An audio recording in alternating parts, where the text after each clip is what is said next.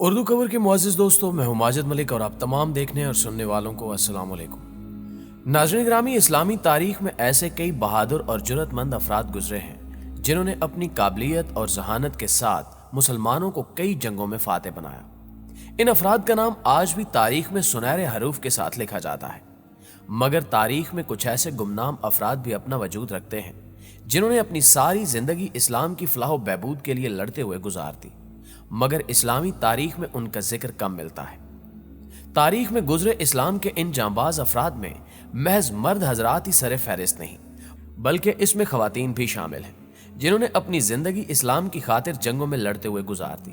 آج کی اس ویڈیو میں ہم آپ کو ایسی ایک مسلمان جانباز خاتون کے متعلق بتائیں گے جس کا محض نام سن کر ہی عیسائیوں کی روح کانپ جایا کرتی تھی۔ اس خاتون نے کون کون سے کارنامے سر انجام دیے اور تاریخ اس کے بارے میں کیا کہتی ہے، یہ جاننے سے قبل چینل پر نئے شامل ہونے والے دوستوں سے گزارش ہے کہ پہلے ہمارے چینل کو سبسکرائب کرتے ہوئے ساتھ موجود گھنٹی کے بٹن کو بھی دبا دیں تاکہ آنے والی ہر ویڈیو کی نوٹیفیکیشن باقاعدگی کے ساتھ آپ تک پہنچتی رہے۔ تو آئیے چل کر موضوع کا آغاز کرتے ہیں۔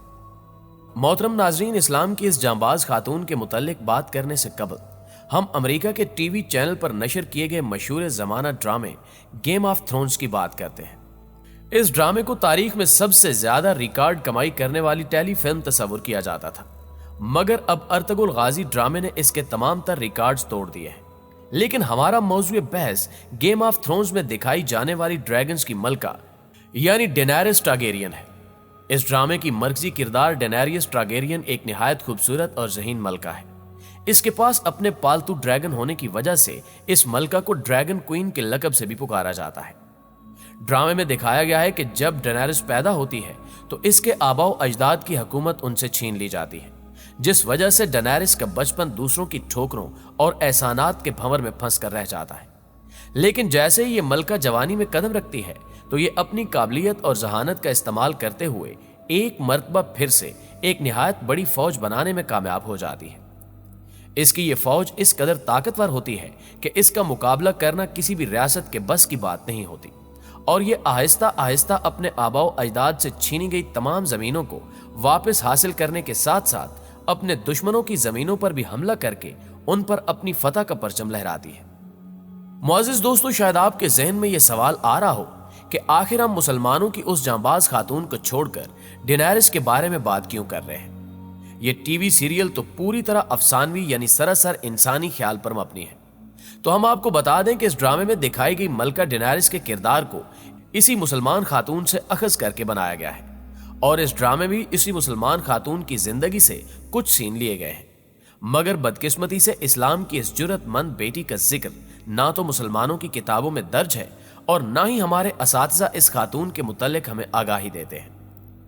اسلام کی اس بیٹی کا نام امیرۃ الجبل ہے۔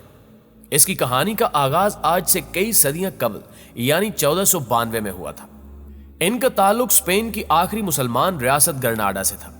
یہ اسپین کی آخری اسلامی ریاست اس لیے بھی تھی کیونکہ اس وقت کے عیسائی بادشاہ فرڈیننڈ اور اس کی بیوی ملکہ ایزابیلا نے مل کر اسپین میں موجود اسلام کی اس سلطنت کو فتح کر لیا، مگر یہ یہیں تک نہیں رکے، بلکہ انہوں نے جب اسپین پر مکمل قبضہ کر لیا تو یہ زبردستی مسلمانوں کو پکڑ کر عیسائی بنانے لگے، اور جن مسلمانوں نے ان کی مذمت کی انہیں قتل کر دیا گیا، جس کے چلتے کم و بیش 1,00,000 مسلمان قتل کر دیے گئے۔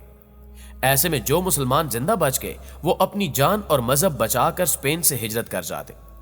ان ہجرت کرنے والے مسلمانوں میں گرناڈا کے ایک نہایت طاقتور اور رئیس خاندان سے تعلق رکھنے والی 7 سالہ بچی بھی موجود تھی، جو اپنی آبائی ریاست پر عیسائیوں کا قبضہ ہوتے دیکھ کر اس بات کا عزم کرتی ہے کہ یہ اس وقت تک سکون سے نہیں بیٹھے گی جب تک اپنی ریاست کو واپس نہ لے لے اور دوبارہ اس جگہ کو مسلم ریاست نہ بنا دے۔ ناظرین گرامی، چونکہ اس وقت تک اس بچی کے پاس اتنے وسائل موجود نہیں تھے کہ وہ ایک بڑی فوج کو ترتیب دے کر اسپین پر حملہ آور ہوتی، تو اس نے کچھ سال انتظار کیا، اور کچھ سال گزرنے کے بعد دنیا نے اس ننھی بچی کو ایک نہایت جرأت مند بہادر اور عیسائیوں کے لیے خطرناک جنگجو کے روپ میں دیکھا، جو اپنے بحری بیڑوں پر سوار ہو کر عیسائیوں پر کسی موت کے فرشتے کی مانند نازل ہوتی اور بجلی کی تیزی سے انہیں جانی اور مالی نقصان پہنچا کر انہیں تباہ و برباد کر دیتی۔ امیرۃ الجبل نامی اس خاتون کو آپ دنیا کی پہلی بحری قزاق ملکہ بھی کہہ سکتے ہیں۔ اس کا نام امیرۃ الجبل ہے، मगर इसे सैयद उल हरा भी कहा जाता है। अपने जमाने में इसका नाम इस कदर मशहूर हो चुका था कि महज इसका नाम सुनकर ही ईसाइयों की रूह कांप जाती थी। इसका नाम ही ईसाइयों के दिलों में मुसलमानों का खौफ डालने के लिए काफी था। स्पेन से हिजरत करने के बाद सैयद उल अहरा ने अफ्रीका के शहर तैनून को अपना मस्कन बना लिया, जो कि स्पेन से मुसलमानों की हिजरत के बाद एक गुंजान आबाद शहर बन गया। अपनी रियासत की तबाही, मुसलमानों को जबरदस्ती कैदी बनाए जाने और उन्हें जबरन ईसाई मजहब कबूल करवाने का गम और गुस्सा कई माह साल तक इस खातून के दिलो दिमाग पर सवार रहा। इसी गमो गुस्से को अपना हथियार बनाते हुए इसने समंदर को अपनी फौज के हेडक्वार्टर में तब्दील कर दिया और स्पेन और पुर्तगाल के खिलाफ समंदरी लूट मार का रास्ता इख्तियार किया और ईसाइयों के बहरी जहाजों से मुकाबला करने के लिए कमर बस्ता हो गई। मुअज़्ज़िज़ दोस्तों, सैयद उल हरा के साथ हजारों ऐसे खानदान शामिल थे जो हिजरत करके आए थे। अफ्रीका के उस शहर में अपनी नई रियासत कायम करने के बाद सैयद उल हरा ने एक निहायत ताकतवर बहरी जहाजों का बेड़ा तैयार किया और अगले 30 सालों तक यह बहरी बेड़ा बुहरे कुल्ज़म के समंदर पर राज करता रहा और पुर्तगालियों और इस्पानियों पर हमला करके उन्हें दहशत ज़दा करता रहा। यहां तक कि 16वीं सदी ईस्वी में पुर्तगाल के ईसाई जिस बाजार में मुस्लिम खवातीन को अपना गुलाम बनाकर फरोख्त किया करते थे, उसी बाजार में इस मलका ने पुर्तगाल के गवर्नर की बीवी और शाही खानदान से ताल्लुक रखने वाले कई दीगर खवातीन को अगवा करके फरोख्त किया। मलका का यह ऐसा काम था जिसने पूरी ईसाई सल्तनत को गैर महफूज बनाकर उनके दिलों में अपने नाम का खौफ पैदा कर दिया। इसका मकसद महज स्पेन में एक मरतबा फिर से मुस्लिम सल्तनत का कयाम था, जिसके लिए इसने उस वक्त के सबसे बड़े बहरी कमांडर और सल्तनत उस्मानिया के एडमिरल खैरुद्दीन बारबरोसा के साथ हाथ मिला लिया, जिसके बाद मशरकी बुहरे कुल्ज़म पर खैरुद्दीन बारबरोसा और मगरबी इलाके पर मलका सैयद उल हरा की हुक्मरानी कायम हो गई। इन दोनों मुस्लिम जंगजुओं के इत्तेहाद के बाद इनकी ताकत कई गुना बढ़ गई, जिसके बाद ये दोनों ईसाइयों पर अल्लाह पाक का अजाब बनकर नाजिल हुए और इनके तमाम बहरी बेड़ों को समंदर में डबोने लगे। उस वक्त इनकी ताकत का कोई मुकाबला नहीं था, कोई भी ईसाई इनके सामने टिक नहीं पाता था। मलका सैयद उल हरा की इस बहादुरी और जुर्रतमंदी से मुतासिर होकर मराकश के सुल्तान अहमद उल तासी की जानिब से शादी का पैगाम मौसूल हुआ। चूंकि सुल्तान अहमद भी ईसाई हुकूमत के खिलाफ जंग कर रहे थे, लिहाजा एक ही मकसद के तहत इन दोनों की शादी हो गई। मगर यहां हम आपको बताते चलें कि यह तारीख की सबसे अनोखी शादी थी, जिसमें शादी के बाद मलका सैयद उल हरा मराकश की जानिब रवाना नहीं हुई, बल्कि मराकश के सुल्तान अहमद अपनी बीवी की रियासत में आकर मकीम हो गए, जो कि उस वक्त के सबसे हैरान कर देने वाले वाकयात में से एक है। नाज़रीन ग्रामी, स्पेन में मुसलमानों को दोबारा हुकूमत दिलवाने के लिए इस मलका ने अपनी जिंदगी के 30 साल मुसलसल जदोजहद में गुजार दी। इसने इस्लाम की सरबुलंदी के लिए हर मुमकिन कोशिश की जो ये कर सकती थी। इतने सालों की जंगो जदल में ईसाइयों ने सैयद उल हरा को कई मर्तबा मालो दौलत की लालच देकर अपने साथ मिलाने का भी कहा, मगर इसने इन सभी को मुंह तोड़ जवाब देते हुए एक भी न मानी और इन्हें इनकी हस्ती से नेस्तो नाबूद करने पर पुरअज़्म रही।